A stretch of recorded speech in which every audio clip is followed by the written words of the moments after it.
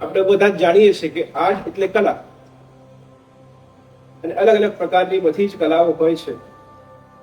But the art of recovering from failures ની જ્યારે આપણે વાત કરીએ, the art pushing yourself from it, જ્યારે આપણે પોતાની જાતને કોઈ પણ પરિસ્થિતિ હોય અને એ પરિસ્થિતિમાંથી બહાર કેવી રીતના આવી શકીએ, એનું જે કળા છે એ કળાને આપણે શીખવી. Is the art.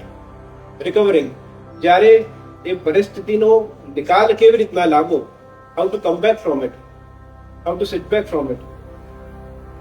અને એ પરિસ્થિતિનો નિકાલ જ્યારે ફેલિયર્સના રૂપે હમણાં ચર્ચા થઈ રહી હતી કે ઘણા બધા એવા અહીંયા ઉપસ્થિત હશે કે જેમને ઘણીવાર સીએની એક્ઝામ માટે ટ્રાય કર્યું હશે, ફેલ થયા હશે, ઘણીવાર રિપીટ કર્યું હશે.